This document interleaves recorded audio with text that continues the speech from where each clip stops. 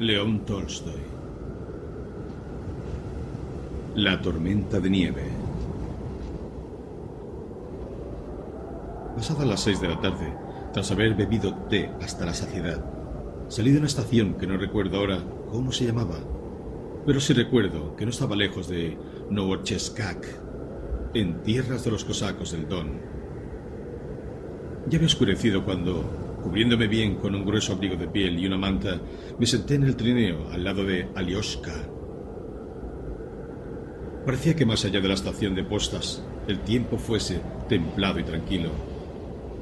Aunque no caía nieve, no se veía ni una sola estrella, y el cielo daba la impresión de estar extraordinariamente bajo y negro, si se comparaba con la inmaculada llanura nevada que se extendía frente a nosotros. Apenas habíamos dejado atrás las oscuras siluetas de los molinos. Uno de ellos movía torpemente sus enormes aspas, y la Stanitsa, cuando me di cuenta de que el camino se volvía más dificultoso. Había más nieve acumulada. El viento me golpeaba con mayor fuerza por el lado izquierdo. Hacía ondear las colas y las crines de los caballos de ese lado, y, tozudo, hacía revolotear la nieve que levantaba los patines del trineo y las pezuñas de los caballos. La campanita se oía cada vez menos. Un hilo de aire helado se coló por una minúscula abertura en una de las mangas de mi abrigo, recorriéndome la espalda.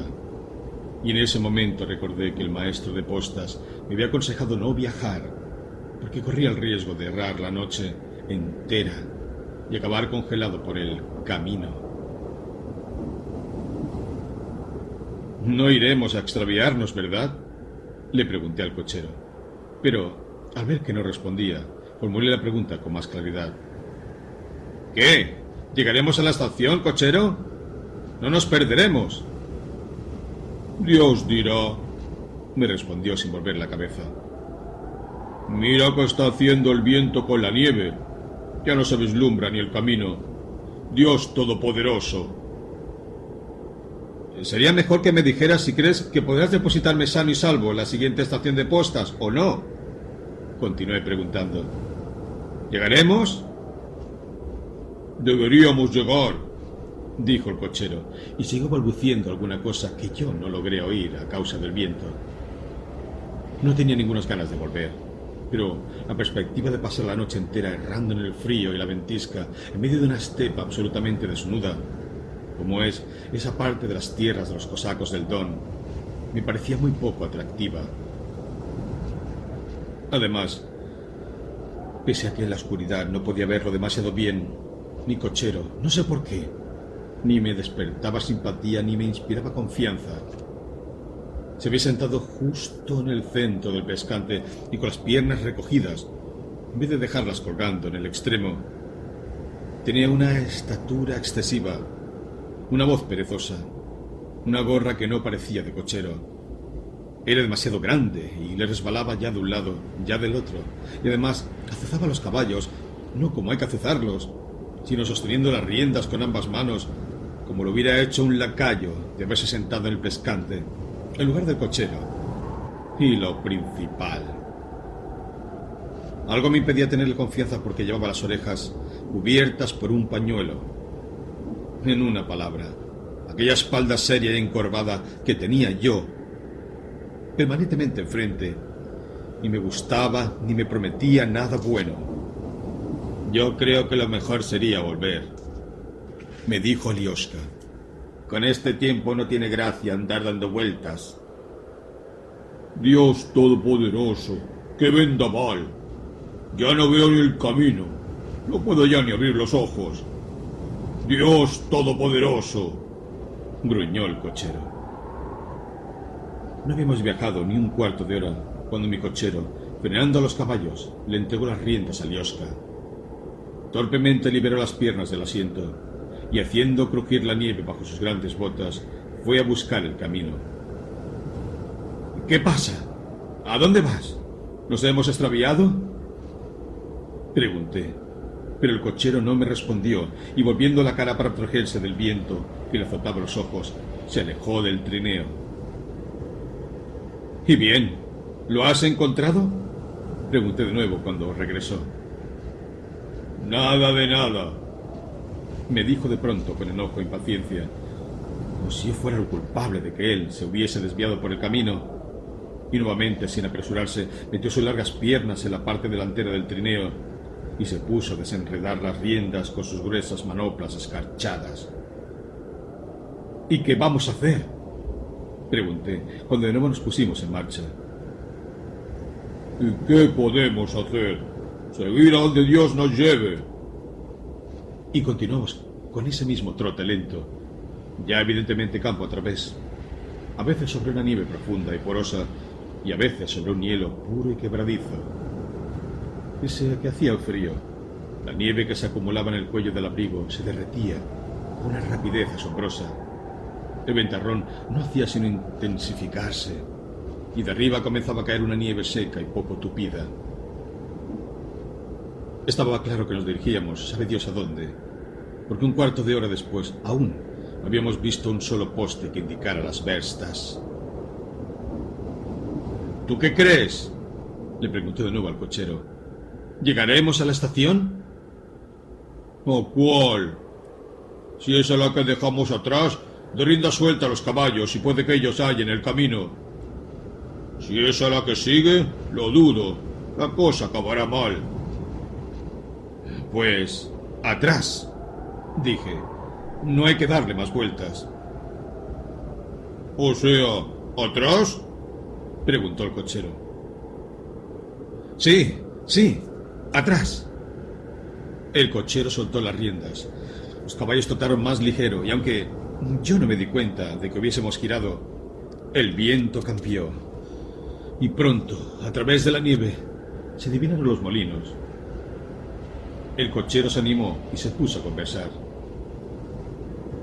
Una vez me pilló una tormenta ventolera volviendo de esa misma estación, dijo, y tuve que pasar la noche en unos montones de paja, y al final logramos llegar cuando ya había amanecido.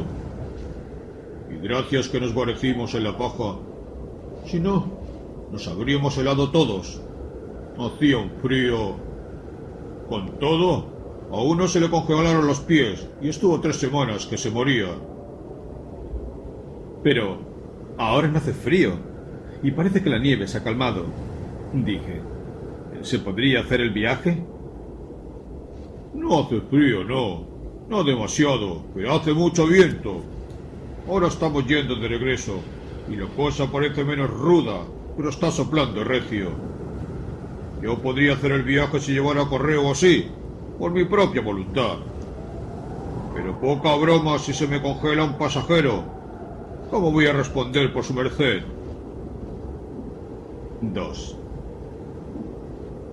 En ese momento, a nuestras espaldas, se oyeron las campanillas de varias troicas que rápidamente nos alcanzaron. «Es la campana la del correo», dijo mi cochero. «Solo hay una así en toda la estación». Y era cierto. El sonido de la campanilla de la troika delantera, que nos llegaba con toda claridad a través del viento, era extraordinariamente bello. Puro, sonoro, grave y un poco trémulo. Según me enteré después, era costumbre entre los cazadores llevar 3 campanillas, una grande en el centro con un sonido melodioso, por decirlo así, y 2 pequeñitas que sonaban en terceras. El sonido de esa tercera y de la quinta, tintineante, que resonaba en el aire, era realmente asombroso y bello en esa estepa desierta y perdida. «El correo va volando», dijo mi cochero, cuando la primera de las 3 troicas se emparejó con nosotros. «¿Cómo está el camino? ¿Se puede pasar?», le gritó al último de los cocheros. Pero aquel siguió dando voces a sus caballos y no le respondió. El sonido de las campanillas se perdió en el viento en cuanto el correo nos dejó atrás. Mi cochero debió de sentirse avergonzado.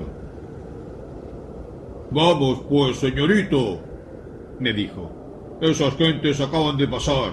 Sus huellas están todavía frescas». Accedí. Volvimos a girar y de nuevo quedamos de cara al viento. y emprendimos la marcha sobre la nieve profunda. Yo miraba a un lado para no perder las huellas que habían dejado los trineos. A lo largo de las verstas se distinguieron sin mayor problema. Después solo se podía ver un sutil desnivel bajo los patines del trineo, y al cabo de muy poco ya era imposible saber si lo que veíamos era el rastro o una capa de nieve acumulada por el viento. Tenía los ojos embotados de tanto seguir el monótono correr de la nieve bajo los patines, y me puse a mirar hacia adelante. Todavía vimos el poste que indicaba la tercera versta, pero ya no pudimos encontrar el cuarto, como antes. Íbamos en contra del viento, pero también a favor del viento. Íbamos a la derecha, pero también a la izquierda. Finalmente llegamos a un punto en que el cochero aseguraba que nos habíamos desviado a la derecha. Yo opinaba que a la izquierda, y Alioska afirmaba que estábamos volviendo sobre nuestros propios pasos. Nos detuvimos en varias ocasiones. El cochero hacía salir sus largas piernas del trineo y se daba a la tarea de buscar el camino, siempre en vano. También yo me apeé del trineo una vez. ¿Sería el camino lo que quería haber visto? Pero no me había alejado, haciendo un gran esfuerzo, ni 6 pasos en contra del viento, cuando me convencí de que por todos lados había las mismas blancas capas de nieve, todas iguales, y que el camino no lo había visto más que en mi imaginación. Cuando dejé de ver el trineo, grité: ¡Cochero! ¡Alioska! Pero sentí que el viento me arrebataba la voz de la boca y en menos de un instante se la llevaba muy lejos de mí. Me dirigí al lugar donde había estado el trineo, pero no había ningún trineo. Caminé luego hacia la derecha. Tampoco. Me avergüenza recordar con qué voz tan fuerte y tan penetrante, incluso un poco desesperada, volví a gritar: ¡Cochero! Cuando éste estaba a solo 2 pasos. Su negra figura con el látigo y la gorra totalmente aladeada de pronto se irguió frente a mí. Me condujo hasta el trineo.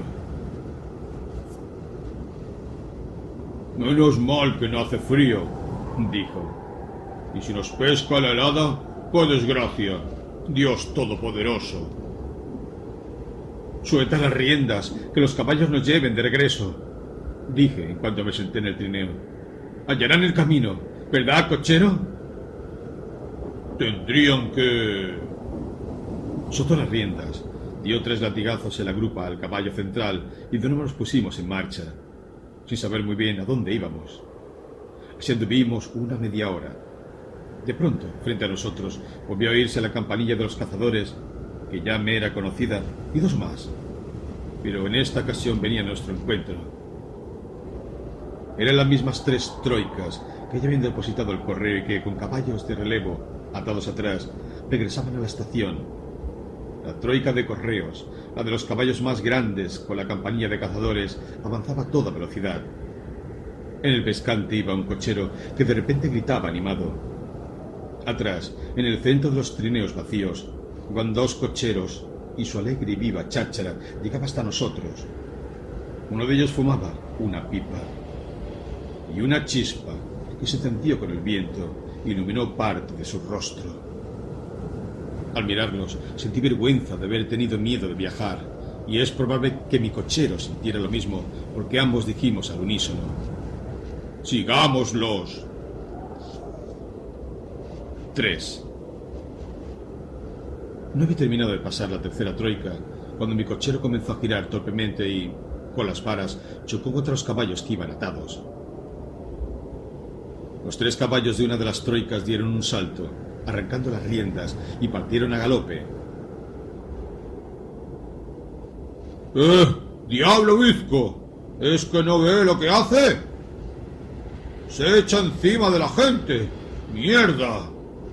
Se puso a soltar una voz ronca y temblorosa, un cochero de baja estatura. Un viejo, según pude concluir por la voz y la complexión, que iba sentado en la última troika, se apeó presuroso del trineo y corrió en pos de los caballos, sin dejar de curiar cruel y vulgarmente a mi cochero.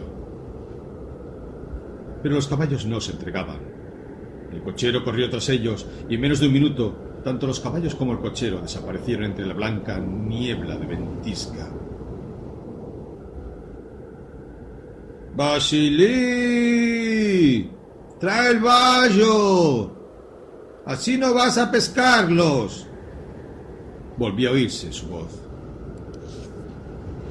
Uno de los cocheros, un hombre extremadamente alto, se bajó del trineo, desenganchó su troika en silencio, se apoyó en la retranca, montó uno de los caballos y con un crujido de la nieve desapareció, galopando desordenadamente en esa misma dirección.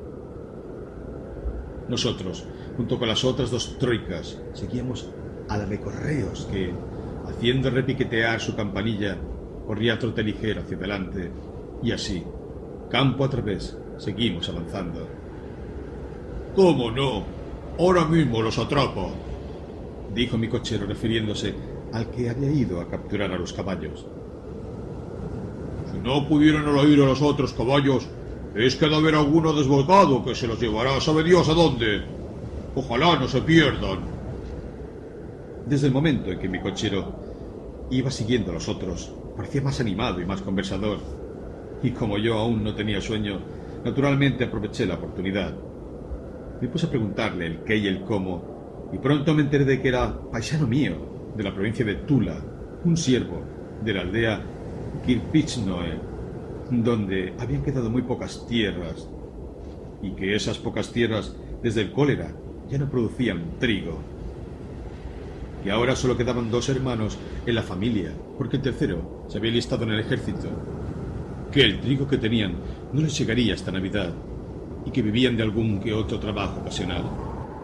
Que el hermano menor estaba al frente de la casa porque estaba casado, y que él era viudo.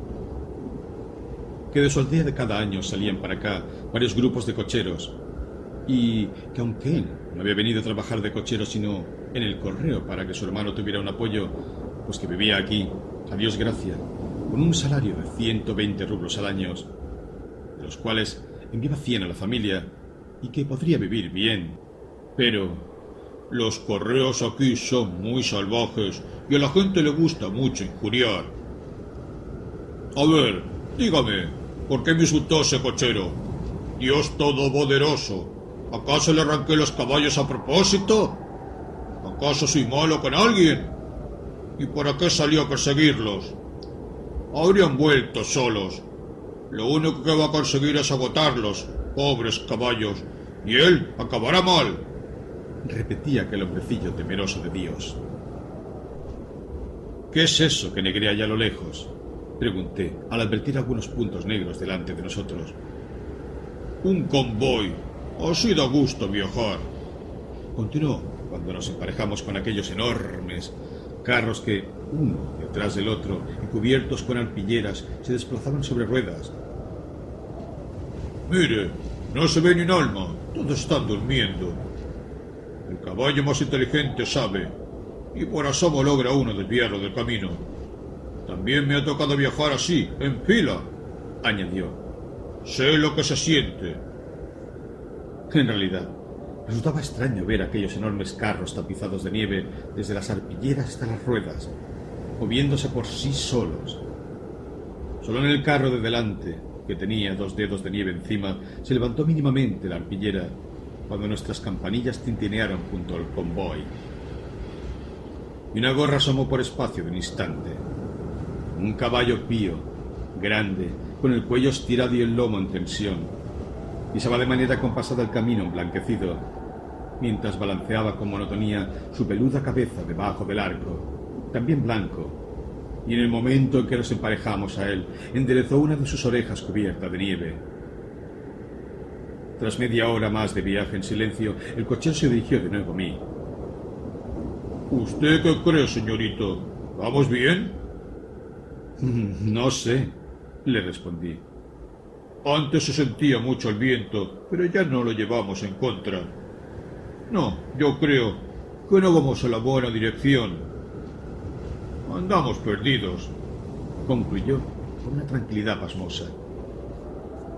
Se veía que, pese a ser cobarde, en compañía hasta la muerte es dulce, dice el refrán. se había tranquilizado a partir del momento en que ya éramos muchos y él no estaba obligado a ser ni el guía ni el responsable. Con extraordinaria sangre fría, hacía observaciones sobre los errores del cochero que iba delante, como si aquello no tuviera nada que ver con él. Lo cierto es que advertí que en ocasiones la troika que iba a la cabeza se ponía de perfil a mi izquierda y otras a mi derecha. Incluso llegó a parecerme que estábamos dando vueltas en un espacio bastante reducido. Por lo demás, podía tratarse de un mero espejismo, igual que a veces tenía yo la impresión de que la troika que iba delante escalaba una montaña o se deslizaba pendiente abajo, cuando la estepa era llana por doquier. Tras un rato más de viaje vi, a lo lejos, según me pareció entonces, en el horizonte, una larga franja negra que se movía. Pero al cabo de un minuto me quedó claro que se trataba del mismo convoy que habíamos dejado atrás. Igual que antes, la nieve cubría las ruedas que chirriaban, algunas de las cuales ya ni siquiera se movían. Igual que antes, la gente dormía bajo las arpilleras. Y también, igual que antes, el caballo Pío, hinchando las ventanas de la nariz, olfateaba el camino y ponía las orejas en guardia. Mira por dónde. Vueltas y más vueltas. Otra vez hemos caído sobre el mismo convoy, dijo mi cochero en tono descontento.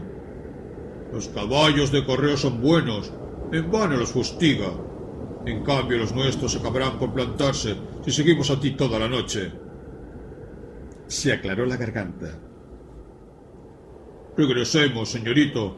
Mejor no tentar al destino. ¿Para qué? Ya llegaremos a algún sitio. ¿A qué sitio? Pasaremos la noche en la estepa. Mire qué ventarrón, Dios todopoderoso. Aunque me sorprendía que el cochero de la primera troika, que, era evidente, había perdido el caballo y el rumbo, ya no buscara el sendero y continuara con un trote ligero acompañándose con alegres voces, yo ya no quería quedarme en la zaga. «Síguelos», dije. El cochero obedeció, pero arreó los caballos con menos ímpetu que antes y no volvió a conversar conmigo. 4. La tempestad era cada vez más fuerte y la nieve caía seca y menuda. Tuve la sensación de que comenzaba a helar. Acusaba mucho más el frío en la nariz y en las mejillas. Con mayor frecuencia sentía correr por debajo de mi grueso abrigo de piel una corriente de aire helado y tenía la necesidad de arroparme. De cuando en cuando el trineo chocaba ligeramente contra una dura capa de hielo de la que el viento había barrido la nieve. Llevaba recorridas más de 500 verstas sin haber hecho anoche en ningún sitio, de modo que, aunque me interesaba vivamente la manera en que saldríamos de aquel atolladero, los ojos se me cerraban y cabeceaba. En una ocasión, al abrir los ojos, me sorprendió lo que en un primer momento me pareció una luz brillante que iluminaba la blanca llanura. El horizonte se ensanchó notablemente. El cielo negro y bajo de pronto desapareció. Alrededor solo se le veían las blancas rayas oblicuas de la nieve que caía. Las siluetas de las troicas que iban delante se distinguían con mayor claridad. Y cuando levanté la vista al cielo, tuve la impresión de que las nubes se habían disipado y que solo la nieve que caía ocultaba la bóveda celeste. Mientras estuve dormitando, había salido la luna y proyectaba su luz fría y brillante a través de las nubes poco tupidas y de la nieve que caía. Lo que veía con claridad era mi trineo, los caballos, el cochero y las 3 troicas que iban delante de nosotros. La primera, la de correos, en cuyo pescante seguía sentado un cochero que azuzaba a los caballos para que fueran a trote ligero. La segunda, en la que, tras haber soltado las riendas y haber hecho de sus zamarras un abrigadero, viajaban 2 personas fumando constantemente una pipa, lo que podía deducirse por las frecuentes chispas que saltaban desde allí. Y la tercera, en la que no se veía nadie y donde, probablemente, el cochero se había acomodado en el centro y dormía. El que iba a la cabeza, sin embargo, y así lo vi al despertar, de vez en cuando detenía los caballos y bajaba a buscar el camino. En esos momentos, mientras no estábamos en movimiento, se oía con mucha mayor fuerza el rugido del viento y se veía la asombrosa cantidad de nieve que revoloteaba por el aire. Yo alcanzaba a distinguir, a la luz de la luna velada por la tormenta, la figura poco alta del cochero que, con el látigo en la mano, tanteaba la nieve que tenía enfrente. Iba de un lado a otro en la luminosa neblina. Luego volvía de nuevo al trineo. De un salto se introducía en el pescante y de nuevo se oía, en medio del monótono silbido del viento, su hábil y sonoro grito y el tintineo de las campanillas. Cuando el cochero que iba al frente saltaba del trineo intentando localizar indicios del camino o algún almiar, siempre se dejaba oír desde el segundo trineo la voz animada y segura de uno de los cocheros que le gritaba: «Ignashka, oye, nos hemos desviado mucho a la izquierda. Hay que tirar más a la derecha. Hay que seguir al viento». «Oh, ¿pero qué estás haciendo? Hay que ir con la nieve. Guíate por la nieve. Eso te sacará». «Oh, a la derecha. Ve más a la derecha, hermano. Mira para allá. Parece que algo negrea. Con suerte es un poste». «Oh, ¿por qué te equivocas? ¿Pero por qué? Desengancha al pío y déjalo que corra. Él te sacará al camino. Es lo mejor». Quien daba los consejos no solo no desenganchaba el de refuerzo, ni caminaba por la nieve buscando el camino, ni siquiera sacaba la nariz de su zamarra. Y cuando Ignashka, el de delante, a uno de sus consejos respondió con voz áspera que se pusiera él en la delantera si también sabía dónde había que ir, el consejero respondió que, de haber sido él quien llevara los caballos de correos, sin duda se habría puesto delante y habría dado con el camino. «Pero nuestros caballos no querrán ir contra el viento», gritó de regreso. «No son ese tipo de caballos». «Pues entonces no alborotes», respondió Ignashka, silbando jovial a los caballos.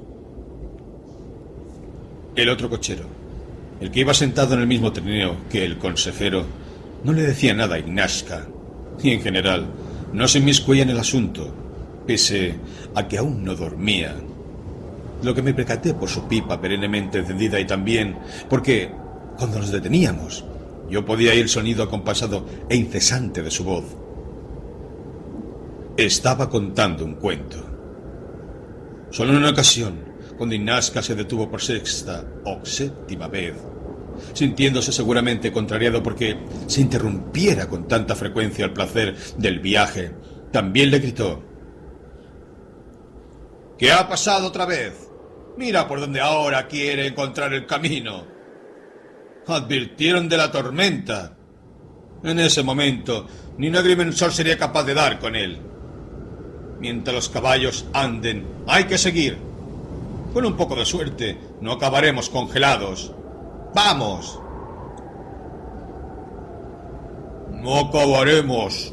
Yo creo que el año pasado un cartero murió congelado», intervino mi cochero. El cochero de la tercera troika no despertó en ningún momento, y en una ocasión, durante una de las pausas, el consejero le gritó: «Flip, Flip». Y al no recibir respuesta comentó: «¿No se habrá congelado? A ver, Ignashka, averigua qué pasa». Ignashka, que siempre encontraba tiempo para todo, se acercó al trineo y comenzó a zarandear al dormido. «Se debe de haber pimplado una botella». «Oye, si te has congelado, dilo de una vez», decía al sacudirlo. El durmiente soltó un bramido y se puso a repartir insultos. «¡Está vivo, hermanos!», dijo Ignashka y echó a correr hacia adelante. Y de nuevo estábamos en movimiento, y tan rápido que el pequeño caballo bayo, que iba de refuerzo en mi troika, constantemente fustigado en la cola, dio más de un saltito con un galope desmañado. 5. Ya era, creo, cerca de la medianoche cuando el viejecillo y Vasily, tras haber dado alcance a los caballos que habían escapado, volvieron. Habían recuperado los caballos y luego nos habían encontrado y alcanzado a nosotros. Pero, ¿cómo lo lograron en medio de aquella oscura y cerrada tormenta, en plena estepa desnuda? Es algo que siempre será un misterio para mí. El viejecillo, agitando los codos y las piernas, cabalgaba al trote sobre el caballo central. Los otros dos estaban atados a la collera. Cuando hay tormenta no se puede dejar sueltos a los caballos. Emparejándose con nosotros, de nuevo se puso a insultar a mi cochero. Vaya con el diablo, bizco este. De veras que... tío Mitrich, gritó el contador de cuentos desde el segundo trineo. ¿Estás vivo? ¡Vente para acá! Pero el anciano no le respondió y siguió blasfemando. Cuando consideró que ya había sido suficiente, se acercó al segundo trineo.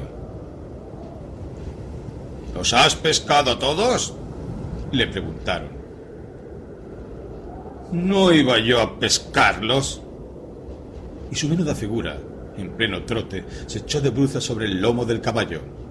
Luego soltó la nieve, corrió sin detenerse en pos del trineo y se lanzó dentro dejando las piernas colgadas fuera del borde.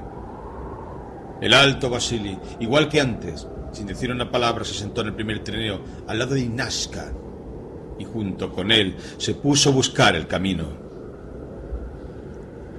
¡Menudo diablo insultón! ¡Dios todopoderoso!, farfulló mi cochero.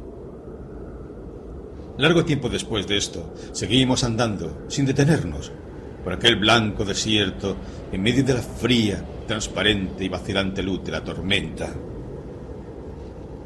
Cada vez que abría los ojos veía frente a mí la misma gorra desmañada y la misma espalda cubiertas de nieve, el mismo arco bajo, por debajo del cual, entre las pequeñas riendas tensas de la brida, se balanceaba, siempre a la misma distancia, la cabeza del caballo central con su negra crin, que ondeaba concertadamente hacia donde el viento soplaba. También veía, más allá de la espalda y a la derecha, el mismo caballo bayo de refuerzo, con su cola anudada muy corta y su cilindro para fijar las riendas, que de vez en cuando se golpeaba ligeramente contra la parte delantera del trineo. Si miras hacia abajo, la misma nieve retozona que los patines de trineo levantan al pasar y que el viento alza tozudo, llevándosela a un mismo lado. Delante, siempre a la misma distancia, se alejan a toda velocidad las troicas que nos preceden. A derecha e izquierda todo es blancura, espejismos. En vano busca el ojo un objeto nuevo. No se ve nada, ni un poste, ni un almiar, ni una valla. Todo es blanco alrededor, blanco y movedizo. A veces el horizonte parece hallarse inconmensurablemente lejos, pero otras da la impresión de haberse comprimido y estar ciñéndonos a 2 pasos de distancia. A veces, a nuestra derecha, se yergue un alto muro blanco que corre en paralelo al trineo, pero otras desaparece repentinamente para alzarse más adelante, huir a toda velocidad y volver a desaparecer. Si miras hacia arriba, la primera impresión es de claridad. Te parece que a través de la niebla puedes ver las estrellas, pero las estrellitas escapan a tu vista y se elevan cada vez más y más, y solo ves la nieve que se derrama sobre tu rostro y sobre el cuello del abrigo. El cielo es en todos lados igualmente claro, igualmente blanco, incoloro, uniforme, en perpetuo movimiento. Parece que el viento cambiara de dirección. A veces sopla de frente y la nieve se te pega a los ojos. A veces de lado y entonces levanta con desdén el cuello de un abrigo que, burlón, se golpetea en la cara. A veces zumba por detrás a través de alguna ranura. Se oye el continuo crujir de las pezuñas y de los patines al chocar contra la nieve endurecida, y el repentino silencio de las campanillas cuando nos deslizamos sobre una nieve porosa y profunda. Solo una que otra vez, cuando vamos con el viento en contra y sobre una larga superficie congelada, llegan con claridad hasta el oído los enérgicos silbidos del Ignat y el desacompasado sonido de la campanilla de su trineo con el eco de aquella quinta trémula. Y estos sonidos de pronto rompen placenteramente el melancólico carácter del desierto para dejarse oír de nuevo monótonos con una fidelidad insoportable, tocando siempre aquel mismo motivo que, involuntariamente, yo imagino. Una de mis piernas comenzó a acusar el frío, y cuando me volví para arroparme mejor, la nieve, que se había acumulado sobre el cuello de mi abrigo y mi gorra, se deslizó por mi nuca y me produjo un estremecimiento. Pero aún estaba calentito dentro de mi abrigo y me dejé vencer por el sueño. 6. Las imágenes y los recuerdos se intercambiaban en mi imaginación con una rapidez creciente. Ese campesino, el consejero, el que no ha dejado de gritar desde el segundo trineo, ¿cómo será? Seguramente pelirrojo, robusto, de piernas cortas, pienso, como Fyodor Filipich, nuestro viejo lacayo, el que servía en el comedor. Y en ese momento veo la escalera de la casa grande y a 5 criados que, sobre unos trapos y dando unos pesados pasos, transportan el piano desde una de las salas de nuestra residencia. Veo a Fyodor Filipich, con las mangas de su librea de nankín remangadas, llevando un pedal. Lo veo adelantarse, abrir los pestillos, tirar del pomo de una puerta, empujar otra, meterse entre las piernas, molestar a todo el mundo y gritar innecesariamente con voz preocupada. ¡Los de delante! ¡Los de delante! ¡Más hacia vosotros! Así, así, con la cola hacia arriba. ¡Arriba, digo! ¡Que pase por la puerta! Así, muy bien. Pero, por favor, Fyodor Filipich, déjenos a nosotros. Observa tímido el jardinero, pegado al barandal, rojo más no poder por el esfuerzo y sosteniendo con el último aliento uno de los extremos del piano. Pero Fyodor Filipich no se amilana. Pero, ¿qué significa esto? Reflexionaba yo.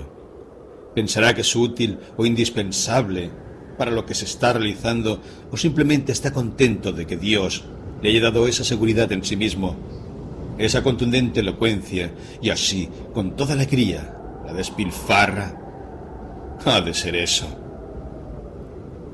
Y por alguna razón, de pronto se me aparece el estanque, los agotados ciervos con el agua hasta las rodillas, arrastrando una red, y de nuevo Fyodor Filipich, con una regadera a la mano, gritándoles a todos, corriendo por la orilla, y solo muy de vez en cuando acercándose al agua para, protegiendo con la mano unos cuantos peces dorados, vaciar el agua turbia y llenarla de nuevo de agua clara.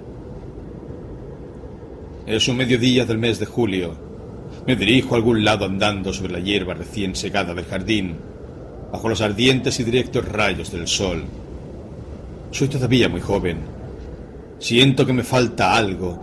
Tengo ganas de algo. Voy al estanque, mi lugar preferido, entre el parterre donde crece el escaramujo y el paseo de abedules, y me acuesto a dormir. Recuerdo la sensación con la que yo, todavía echado, miro a través de los tallos rojos y espinosos del escaramujo, aquella tierra negra y reseca, granulada, y el translúcido espejo vivamente azulado del estanque. Era una sensación como de una ingenua vanidad y tristeza al mismo tiempo. Todo a mi alrededor era tan hermoso, y aquella belleza tenía un poder tan intenso en mí, que tuve la impresión de ser también yo bueno. Y si algo me dolía, era que nadie me admiraba. Hace calor. Intento dormir para consolarme. Pero las moscas, las insufribles moscas, ni siquiera aquí me dejan en paz. Revolotean en mi alrededor y obstinadas, desagradables, como si de pequeñas semillitas se tratara, me saltan de la frente a las manos. Una abeja zumba en mi cercanía, en el momento de mayor bochorno. Mariposas de alas amarillas, como desfallecidas, van de tallo en tallo. Levanto la vista. Me duelen los ojos. El brillo del sol llega con demasiada intensidad a través de la clara hojarasca rizada del abedul que, allá, en lo alto, por encima de mí, mece con suavidad sus ramas, y tengo la impresión de que el calor ha aumentado. Me tapo la cara con un pañuelo. Me cuesta trabajo respirar, y las moscas parecen pegárseme a las manos, de las que brota la transpiración. En lo más espeso del escaramujo se resguardan los gorriones. Uno de ellos, o algo más de la mitad de distancia de mí, salta al suelo. Un par de veces finge picotear enérgicamente la tierra y luego, gorjeando alegremente y haciendo crujir unas varitas, levanta el vuelo y abandona el parterre. Otro también se posa en el suelo de un brinquito. Levanta la cola, mira a un lado y a otro, y como una flecha, gorjeando, emprende el vuelo en pos del primero. En el estanque, la lavandera golpea la ropa mojada con una pala, y esos golpes resuenan y propagan en un registro bajo a todo lo largo del estanque. Se oyen las risas, el parloteo y el chapoteo de los bañistas. Una ráfaga de viento silba entre las copas de los abedules, lejos todavía de mí. Luego, más cerca, la oigo mover la hierba. Las hojas del parterre donde está el escaramujo se balancean y tiemblan en sus ramas. Y levantando el extremo de mi pañuelo y haciéndome cosquillas en el rostro sudado, llega hasta mí una ligerísima corriente de aire fresco. Por la abertura del pañuelo levantado se cuela una mosca que, asustada, se agita al borde de mi boca húmeda. Una rama seca se me incrusta en la espalda. No puedo seguir acostado. Debo ir a bañarme. Pero he aquí que, al lado del mismo parterre, oigo de pronto unos pasos presurosos y una asustada voz femenina. «¡Dios mío! ¡Pero qué barbaridad! Y no hay un solo hombre cerca!» «¿Qué ocurre? ¿Qué?» pregunto saliendo al sol, al encuentro de aquella mujer que servía en casa y que, lamentándose, ha pasado corriendo frente a mí sin detenerse. Miro al lado y al otro, agita los brazos y sigue su carrera. Pero he aquí que Matriona, una anciana de 105 años, que sujeta con una mano la pañoleta que lleva puesta y que insiste en resbalársele de la cabeza, corre hacia el estanque dando unos saltitos pequeños y arrastrando el pie que lleva enfundado en un calcetín de lana. Dos niñas corren cogidas de la mano y un chiquillo de unos 10 años, vestido con la levita de su padre, aferrándose a la falda de cáñamo de una de ellas, se apresura detrás. «¿Qué ha sucedido?», les pregunto. «Un campesino se ha ahogado». «¿Dónde?» «En el estanque». «¿Quién era? ¿De los nuestros?» «No, uno que pasaba por aquí». El cochero Iván, deslizando sus grandes botas sobre la hierba segada, y el gordo intendente Yakov, respirando con dificultad, corren hacia el estanque y yo corro tras ellos. Recuerdo una sensación que me decía: «Lánzate y saca al campesino, sálvalo, y todos te admirarán», que era precisamente lo que yo quería. «¿Dónde está? ¿Dónde?», pregunto al corrillo de criados que se había reunido a la orilla. «Allá, en lo más hondo, cerca de la otra orilla, casi junto a la caseta de baños», dice la lavandera poniendo la ropa aún mojada en los 2 cubos que, atados a una vara, transportará a hombros. Yo lo veía como zambullirse, pero luego aparecía otra vez y volvía a zambullirse. y otra vez aparecía, hasta que de pronto gritó: «¡Me estoy ahogando, buena gente!». Y se fue para abajo de nuevo, y ya solo salían burbujas. Ahí me di cuenta de que el campesino de veras estaba ahogando, y entonces grité: «¡Buena gente! ¡Un campesino se ahoga!». Y la lavandera, tras echarse a hombros su carga, se alejó del estanque, contoneándose por el camino. «Vaya, qué fastidio», dijo Yakov Ivanov, el intendente, con una voz desesperada. «Ahora empezarán los quebraderos de cabeza con el juzgado local. No nos libraremos». Un campesino que lleva una hoz se abre paso entre la multitud de mujeres, niños y ancianos agolpados en el borde. Y, tras colgar su hoz en la rama de un sauce, se quita lentamente los zapatos. «¿Dónde está? ¿Dónde se ha hundido?», sigo preguntando, deseoso de lanzarme hacia allá y hacer algo absolutamente extraordinario. Pero me señalan la lisa superficie del estanque, que de vez en cuando riza el viento que sopla. No entiendo que alguien haya podido ahogarse, y el agua que lo cubre continúe tan lisa, tan bella, tan indiferente, lanzando destellos dorados con el sol del mediodía. Y entonces aparece en mí la sensación de que no puedo hacer nada, de que no sorprenderé a nadie, sobre todo porque nado muy mal. Mientras tanto, el campesino ya se ha sacado la camisa por encima de la cabeza y está a punto de tirarse.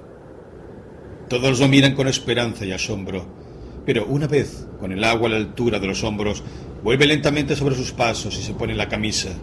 No sabe nadar. La gente sigue acudiendo, la multitud es cada vez más numerosa. Las mujeres se aprietan unas contra otras, pero nadie presta ayuda. Los que van llegando dan consejos, lanzan suspiros, sus rostros expresan miedo y desesperación. De los que habían llegado al principio, unos se sientan en la hierba, cansados de estar de pie, y otros regresan. La anciana matriona le pregunta a su hija si cerró la puerta de la estufa. El chiquillo que llevaba puesta la levita de su padre lanza afanosamente piedrecillas al agua. Y de pronto, por detrás del parterre, del escaramujo, bajando la cuesta que empieza en la casa, y ladrando y volviendo y una otra vez, la cabeza atrás, como indecisa, aparece Tresorka, la perrita de Fyodor Filipich. Y aparece también la figura del amo, corriendo pendiente abajo y gritando algo. «¿Por qué no os movéis?», grita, quitándose la levita al vuelo. «Se ha ahogado un hombre, y ellos ahí, sin moverse. Dadme una cuerda». Todos miran a Fyodor Filipich, entre esperanzados y temerosos, mientras él, apoyándose en el hombro de uno de los criados de la casa, descalza con la punta del pie izquierdo el talón del derecho. «Allá, donde está la gente, un poco más a la derecha del sauce, Fyodor Filipich, allá», le dice alguien.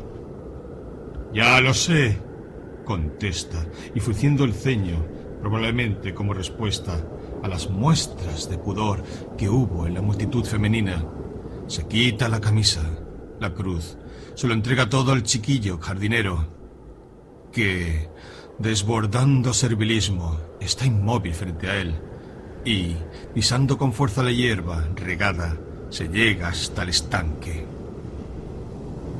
Tresorka, sin entender las causas de tantos y tan rápidos movimientos de su amo, se detiene junto a la multitud, y haciendo ruido con el hocico, se zampa alguna que otra brizna de hierba de la orilla. Mira a su amo con expresión interrogante, y soltando de pronto un alegre ladrido, salta al agua para reunirse con él. En un primer momento no se ve nada más que la espuma y las gotas que salpican y llegan incluso hasta nosotros, pero de pronto surge Fyodor Filipich, que agitando con gracia los brazos y subiendo y bajando acompasadamente su blanca espalda, nada con destreza y velocidad hasta la otra orilla. Tresorka, atragantándose, se apresura a volver atrás, se sacude cerca de la multitud y se seca restregando el lomo en la orilla. El tiempo que Fyodor Filipich se aproxima, nadando hasta la otra orilla, dos cocheros se acercan al sauce con una red arrollada en una vara.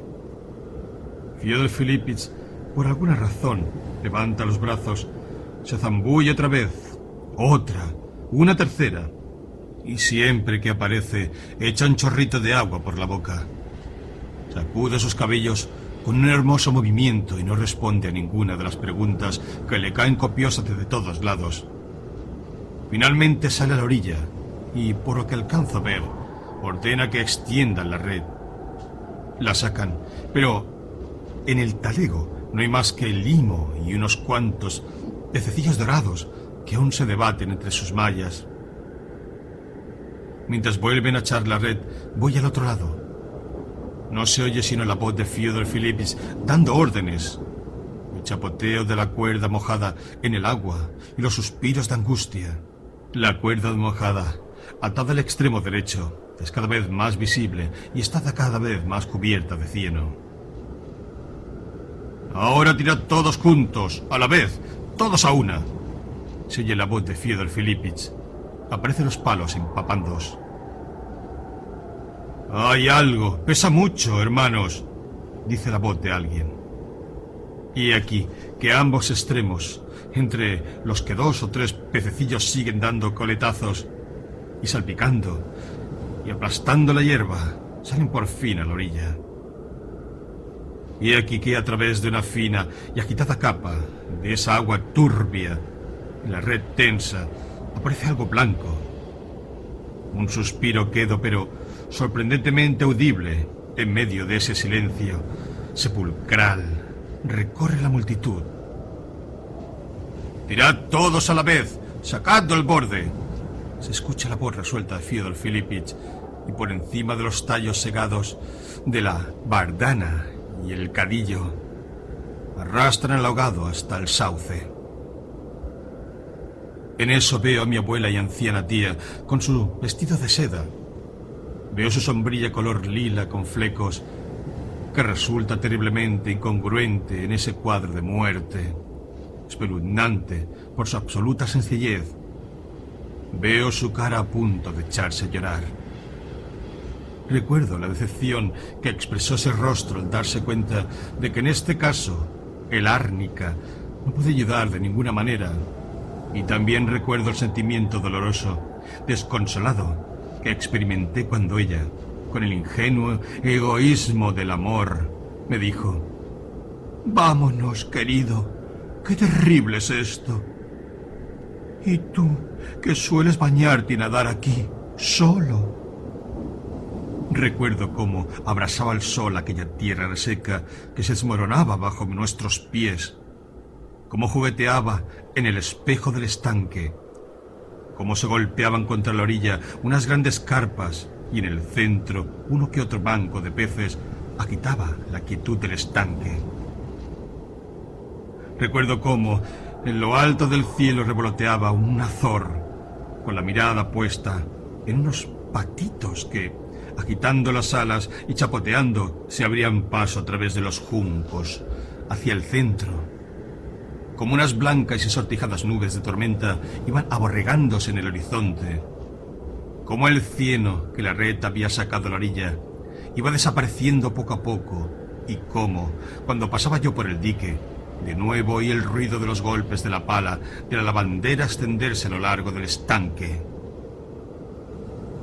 Pero la pala aquella suena como si 2 palas sonaran juntas en terceras. Y ese sonido me atormenta, me tortura. Más aún porque sé que esa pala es una campana, que Fyodor Filipich no la hará callar. Y la pala aquella, como un instrumento de tortura, me aprieta el pie, que está empezando a congelarse. Vuelvo a quedarme dormido. Me despertó, al parecer, el hecho de que estábamos yendo demasiado rápido y que 2 voces hablaban justo a mi lado. ¿Me oyes, Ignat? Ignat! Dice la voz de mi cochero. Llévate tú al viajero. Tú, de todas formas, tienes que hacer el viaje. Yo iría en balde. Llévatelo tú. La voz de Ignat, justo a mi lado, responde: ¿Qué saco yo llevándomelo? ¿Me darás medio litro? ¿Medio litro? No pides nada. Un cuarto y tan contento. Un cuarto, grita otra vez.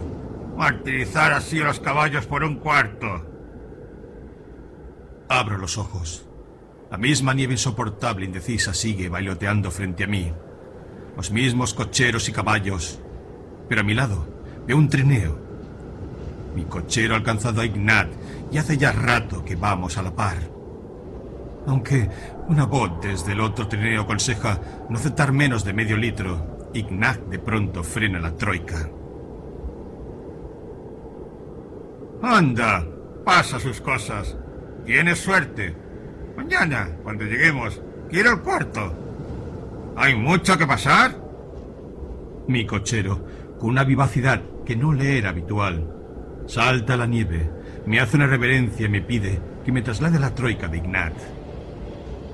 No tengo inconveniente, pero se ve que aquel hombrecillo temeroso de Dios está tan contento que tiene ganas de volcar en alguien su gratitud y su alegría. Me hace reverencias y me da repetidamente las gracias, lo mismo que a Lioska y a Ignashka. Gracias a Dios, porque sé que es esto. Dios Todopoderoso, llevamos medianoche viajando y ni siquiera sabemos a dónde. Él lo llevará, señor. Mis caballos ya no pueden más. Y traslada mis cosas con redoblado ahínco. Mientras se hacía el traslado, yo, empujado a toda velocidad por el viento, me aproximé al segundo trineo. Sobre todo de este lado, en que el resguardo del viento habían colocado una zamarra sobre las cabezas de los dos cocheros, tenía más de una cuarta parte sepultada bajo la nieve. Pero al abrigo de la zamarra se estaba bien y en calma. El anciano seguía tumbado con las piernas colgando y el contador de cuentos seguía con su historia. En el mismo momento en que general, en nombre del rey, quiero decir, llegó a ver a María al calabozo, en ese mismo momento, quiero decir, María le dijo: General, no me haces ninguna falta ni te puedo amar. Quiero decir, no me sirves para amante. El amante mío es el príncipe aquel. Y en el mismo momento... Iba a continuar su historia, pero al verme guardó silencio un instante y se puso a encender su pipa. ¿Qué, señorito? ¿Ha venido a oír el cuento? Dijo el otro, el que yo apodaba consejero. Sí, aquí se está muy bien. Se entretiene uno, respondí. Es para no aburrirnos. Al menos así no pensamos. Y decidme, ¿sabéis dónde estamos? Tuve la impresión de que mi pregunta no agradó a los cocheros. Sabrá Dios dónde estaremos. A lo mejor ya andamos en tierras de los nómadas calmucos, respondió el consejero. ¿Y qué vamos a hacer?, pregunté. ¿Qué podemos hacer? Seguir avanzando. Con suerte saldremos a algún lado, dijo con tono de disgusto. ¿Y si no salimos a ningún lado y los caballos se niegan a seguir andando en medio de la nieve, qué pasará entonces? ¿Qué pasará? Nada. Podríamos congelarnos. Podríamos, está claro, porque no se ve ni siquiera un almiar. O sea que más o menos debemos andar en tierras de calmucos. Lo principal es guiarnos por la nieve. ¿Y tú, señorito, no tendrás miedo de congelarte?, dijo el viececillo con voz temblorosa. Pese a que parecía estar burlándose un poco de mí, se veía que estaba absolutamente aterido. Sí, cada vez hace más frío, dije. ¡Ay, señorito! Deberías hacer como yo, echarte de pronto una carrerita. Eso te calentará. Nada mejor que correr detrás de los trineos, señaló el consejero. Suba, por favor. Ya está todo listo. me gritó Alioska desde el primer trineo. La tormenta era tan fuerte que yo, a duras penas, completamente encorvado y sujetando con ambas manos los faldones de mi capote, pude, sobre la nieve blanda que el viento barría de debajo de mis pies, dar esos cuantos pasos que me separaban de mi trineo. Mi antiguo cochero ya estaba de rodillas en el centro del trineo vacío, pero al verme se quitó su enorme gorra, permitiendo al viento revolverle con furia los cabellos, y me pidió una propina. Seguramente no esperaba que se la diera, porque mi negativa no le produjo la menor aflicción. Me dio las gracias y, mientras se ponía la gorra, me dijo: «Que Dios lo ampare, señorito». Y tirando de las riendas y chasqueando la lengua se alejó de nosotros. Después de eso, también Inashka enderezó la espalda y dio voces a los caballos.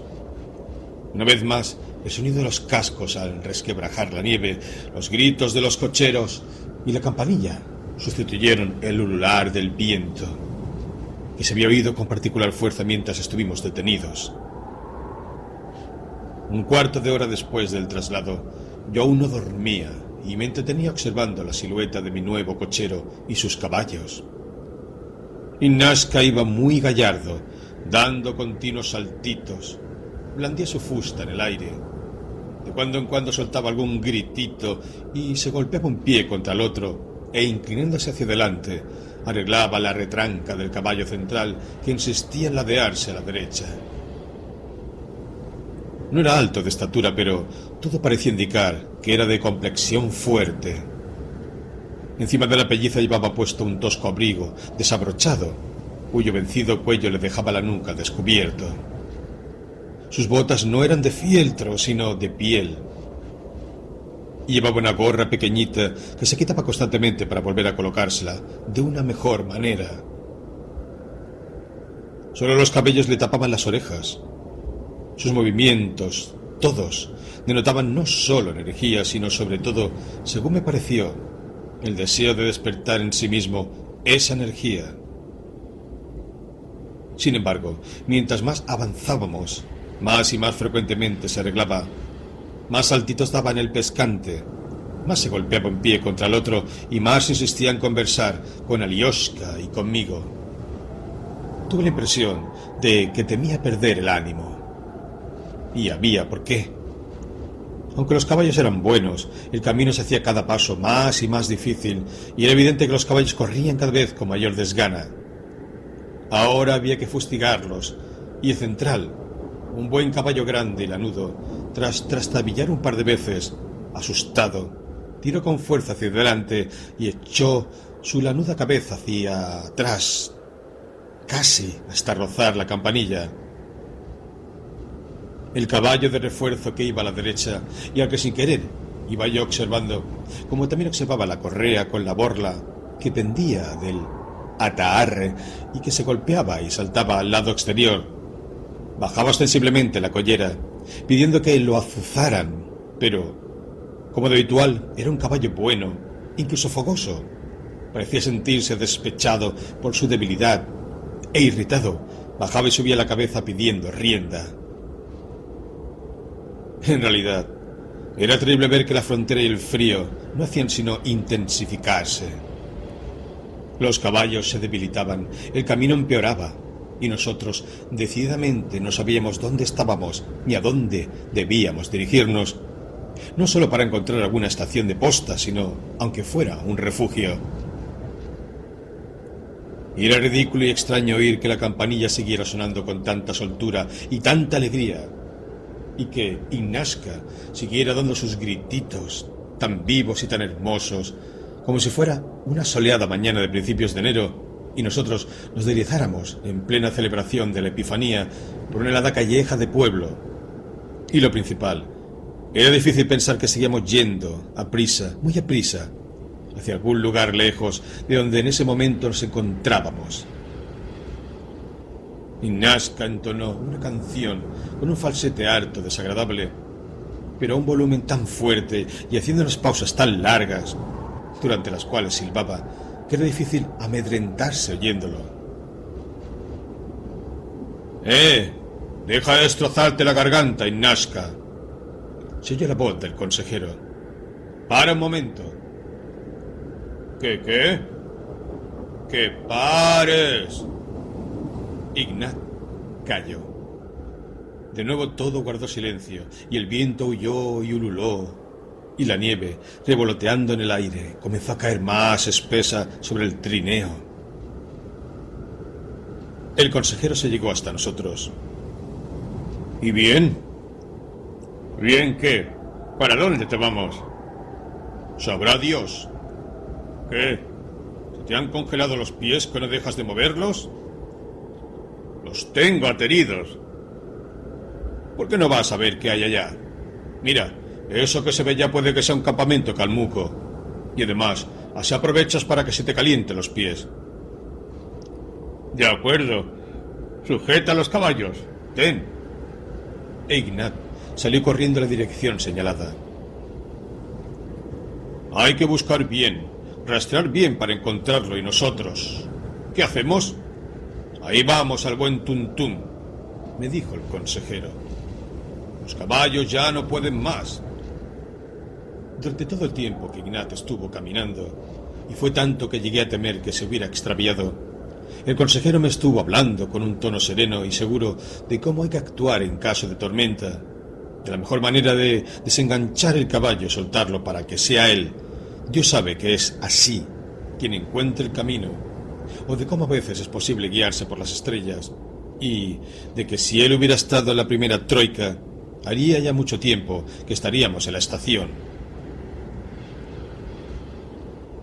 ¿Era o no un campamento?, le preguntó Ignat, que regresaba andando con dificultad por una nieve en la que se hundía hasta las rodillas. Era, sí. Parecía un campamento, respondió, jadeando Ignat. Pero no sé cuál. Lo que nos ha pasado, hermano, es que seguramente ya andamos por la dacha de Progov. Habría que ir más a la izquierda. ¿Pero qué estás contando? Son nuestros campamentos, los que están detrás de la Stanitsa, objetó el consejero. Pues yo te digo que no. Eché un ojo y lo supe enseguida. Eso es. Y si no es eso, pues será Tamishevsko. Hay que tirar un poco más a la derecha, y así saldremos directo al puente grande, a la versta 8. Te estoy diciendo que no. Yo ya lo he visto, respondió enfadado Ignat. Ay, hermano, ¿y te dices cochero? Claro que soy cochero. Ven y míralo tú con tus propios ojos. No tengo que ir, lo sé de sobras. Ignat se había enfadado, era evidente. No respondió. De un salto se subió al pescante y arreó los caballos. Tengo los pies ateridos, no se me calientan con nada, le dijo a Lioshka, dándose golpecitos cada vez más frecuentes y juntando y sacando la nieve que se le había colado en la caña de las botas. Yo tenía unas ganas terribles de dormir. 8. ¿Será posible que me esté congelando? Pensaba en mi ensueño. Dicen que cuando alguien se congela, lo primero que siente son muchas ganas de dormir. Antes de congelarme, preferiría ahogarme y que me sacaran con una red, aunque en realidad lo mismo me da ahogarme que congelarme, con tal de que no me siga clavando la espalda este palo y pueda yo dormir. Doy una cabezada. ¿En qué terminará todo esto? Pienso de pronto, y abriendo los ojos un instante, miro la blanca extensión que me rodea. ¿En qué terminará? Si no encontramos un almiar y los caballos se niegan a seguir, que creo que es lo que pronto sucederá, nos congelaremos.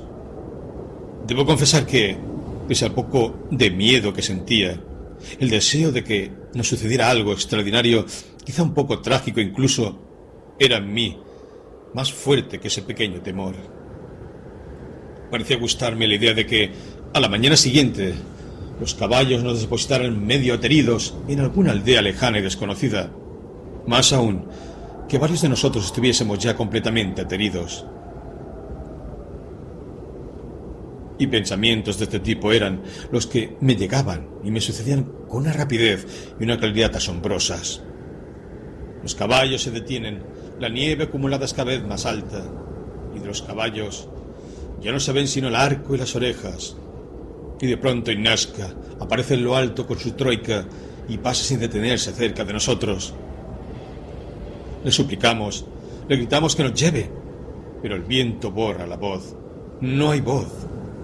Ignaska ríe, le grita a sus caballos, silba y se esconde de nosotros en algún barranco lejano cubierto de nieve. El viejecillo monta uno de los caballos, agita los codos y quiere partir, pero no puede moverse donde está. Mi antiguo cochero, con su gran gorra, se arroja sobre él, lo derriba y lo pisotea la nieve. «Hechicero», vocifera, «insultón, verás, iremos juntos». Pero el viejecillo horada el montón de nieve con la cabeza. En realidad no es un viejecillo, sino una liebre y no tarda en salir huyendo. Todos los perros se lanzan a su persecución. El consejero, que es Fyodor Filipich, dice que nos sentemos en corro, que no pasa nada, que cuando la nieve nos sepulte, por fin entraremos en calor. Y en efecto, estamos calentitos y bien, solo tenemos sed. Yo saco un cofre con provisiones, les convido todos a ron con azúcar y yo mismo lo bebo con gran placer. El contador de cuentos está contando un cuento de un arco iris, y ya tenemos encima un tejado de nieve y arco iris. Y ahora que todo el mundo se haga un cuartito en la nieve y a dormir, digo, la nieve es tersa y cálida, como las pieles. Yo me hago mi cuarto y quiero entrar en él, pero Fyodor Filipich, que había visto que tenía yo dinero en el cofre, dice: «¡Alto! Entrégueme el dinero. De todas formas, vas a morir». Y me agarra por una pierna. Le doy el dinero y únicamente le pido que me dejen ir.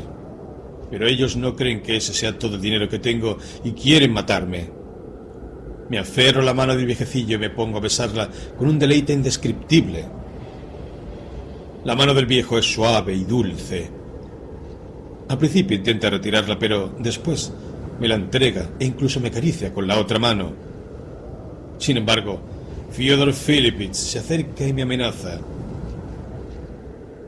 Yo corro a mi cuarto, que no es un cuarto sino un largo pasillo blanco, y alguien me sujeta por los pies. Logro zafarme. En las manos de quien había estado sujetándome se queda mi ropa y parte de mi piel. Pero yo no siento más que frío y vergüenza. Más vergüenza aún porque mi tía, con su sombrilla y su botiquín homeopático, viene en mi encuentro del brazo del ahogado. Ríen y no entienden las señas que les hago. Me lanzo al trineo. Mis pies se arrastran pesados por la nieve y el viejecillo me persigue, agitando los codos. Ya está cerca, pero oigo que un poco más allá suenan dos campanas y sé que me habré salvado cuando llegue a ellas.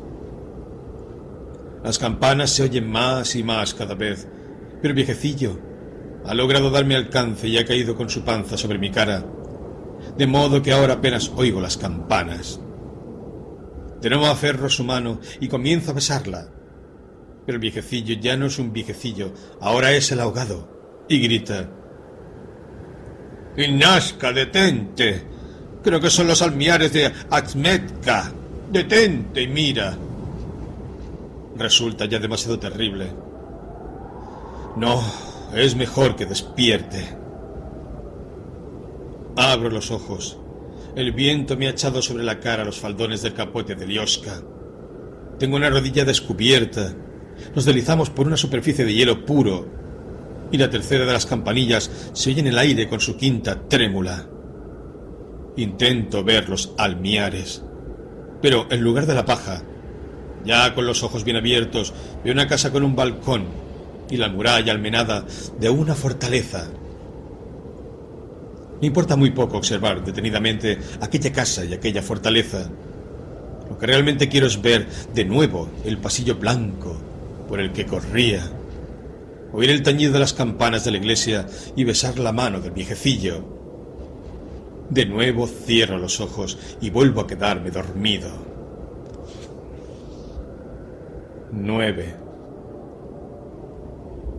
Dormía profundamente, pero nunca dejé de oír la tercera de las campanillas y la vi en sueños bajo la forma de un perro que ladraba y se me echaba encima, o como un órgano del que yo era un tubo, o como unos versos en francés que estaba componiendo. A veces me parecía que esta tercera era un instrumento de tortura, con el que incesantemente me estrujaban en el talón derecho. Esta sensación era tan intensa que me desperté y abrí los ojos, frotándome el pie.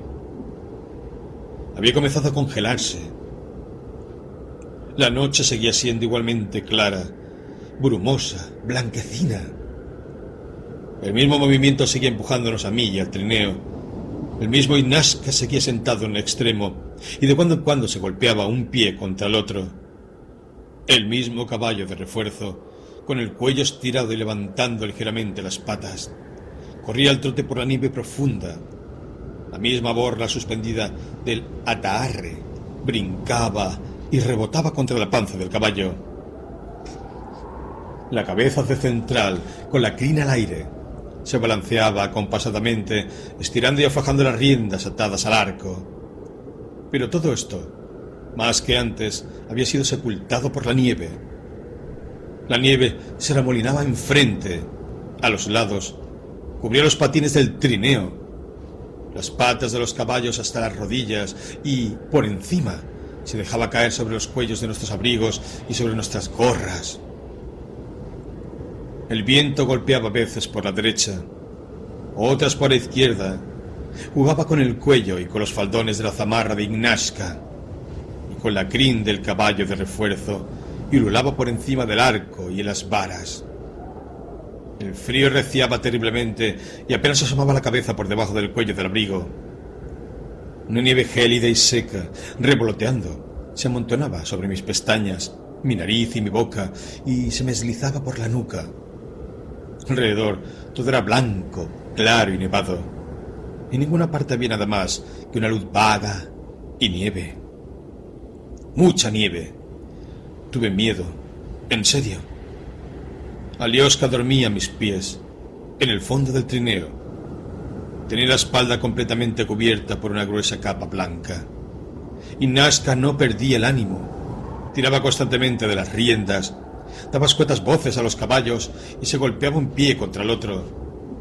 La campanilla tintineaba de la misma manera radiante. Los caballos soltaban de vez en cuando algún resoplido, pero seguían corriendo, aunque menos rápidamente, y tropezándose cada vez con mayor frecuencia. Ignashka de nuevo se puso a dar saltitos, sacudió una de sus manoplas y entonó una canción con voz aguda y forzada. Sin haber concluido su canción, detuvo la troika, dejó la rienda sobre la parte delantera del carro y se bajó. El viento ululaba furioso. La nieve, como a paletadas, cubría los bajos de mi abrigo. Me giré. La tercera troika ya no se veía detrás de nosotros. Se había quedado rezagada en algún lado. Cerca del segundo trineo, en medio de la nevosa neblina, se podía ver al viejecillo saltar ya sobre un pie, ya sobre el otro. Ignashka se alejó unos 3 pasos del trineo. Se sentó sobre la nieve, se aflojó el cinturón y comenzó a quitarse las botas. «¿Pero qué estás haciendo?», le pregunté. «Tengo que cambiarme los zapatos. Se me han congelado los pies», respondió y continuó con su quehacer. Me daba frío estirar el cuello y sacarlo del abrigo para ver cómo lo hacía. Seguí sentado recto, mirando el caballo de refuerzo que, con una pata esparrancada, agitaba con dificultad y cansancio su cola atada y cubierta de nieve. La sacudida que dio Ignat al trineo cuando subió al pescante fue lo que me despertó. «¿Qué? ¿Dónde estamos ahora?», pregunté. «¿Llegaremos aunque sea al amanecer?». Quédese tranquilo. Lo depositaremos sano y salvo, respondió. Ahora lo importante es que por fin se me han calentado los pies con el cambio de zapatos. Y se puso en marcha. La campanilla sonó. Etineo comenzó de nuevo a balancearse y el viento silbó bajo los patines. Y nosotros, de nuevo, navegamos por el infinito mar de nieve. 10. Me quedé profundamente dormido. Cuando Lioska, zarandeándome con un pie, me despertó y abrí los ojos, ya era de día. Parecía que hiciera más frío que por la noche. No nevaba, pero el viento fuerte y seco seguía cubriendo el campo de nieve en polvo, que se acumulaba sobre todo bajo las pezuñas de los caballos y los patines de trineo. El cielo, a la derecha, en el oriente, era pesado, de un color azul oscuro, pero unas veces sesgadas de un naranja muy vivo. Se marcaban cada vez más en él. Sobre nuestras cabezas, más allá de unos nubarrones blancos, apenas coloreados, que se movían con rapidez, se distinguía el pálido azul. A la izquierda, las nubes eran claras, ligeras y cambiantes.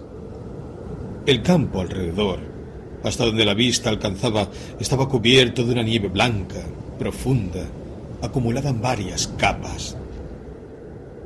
Aquí y allá se veía algún montículo que griseaba, por el cual pasaba, obstinado, un polvo de nieve seco y menudo. No se veía una sola huella. Por allí no parecía haber pasado ni un trineo, ni una persona, ni un animal. El contorno y los colores de la espalda del cochero y los caballos se distinguían bien claros y definidos incluso sobre el fondo blanco. La cinta de la gorra azul oscuro de Ignashka, el cuello de su abrigo, sus cabellos e incluso las botas estaban completamente blancos. El trineo iba ya totalmente cubierto de nieve.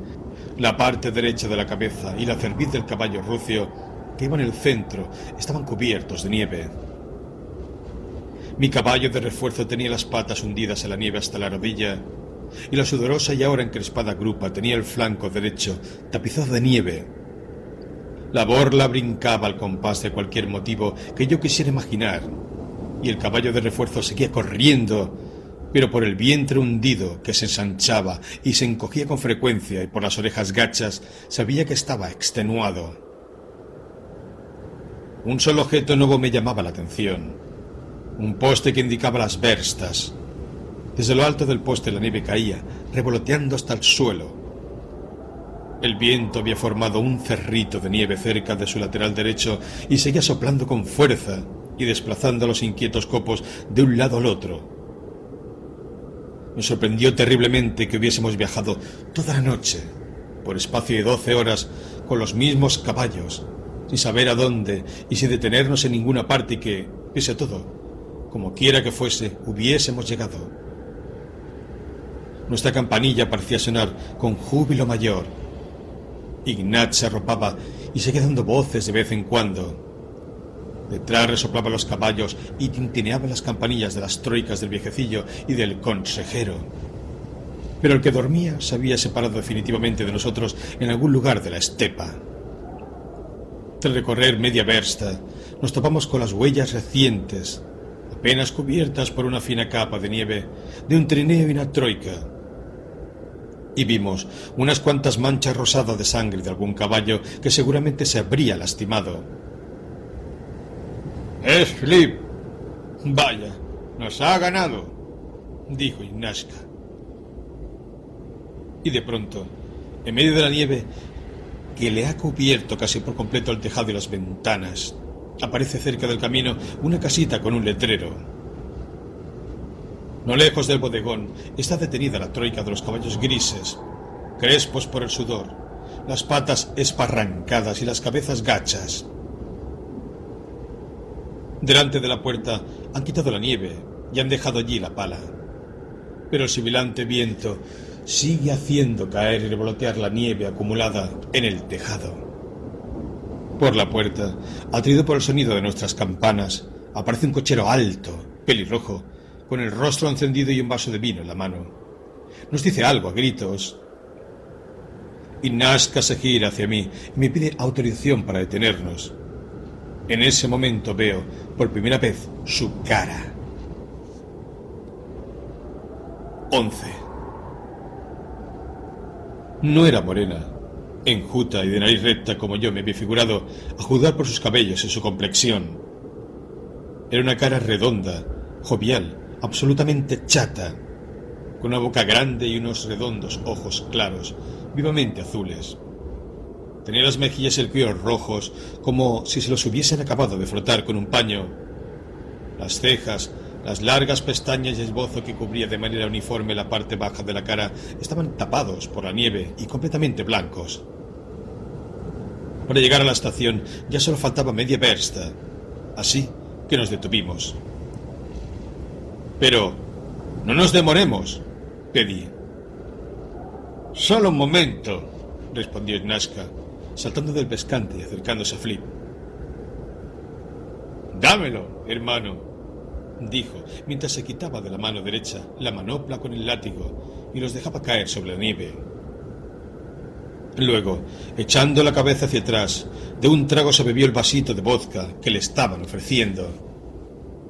El tabernero, seguramente un cosaco retirado, cruzó el umbral con la botella en la mano. «¿A quién le sirvo?»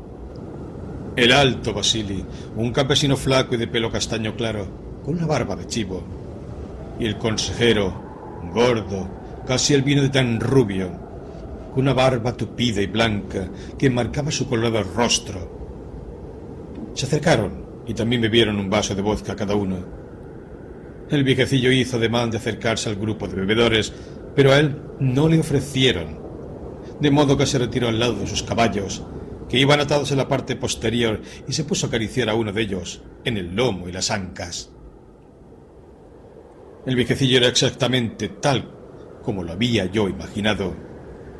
Bajo, delgado, con un rostro amoratado de frío y surcado de arrugas, una barbita rala, una naricilla afilada y unos dientes amarillos y carcomidos.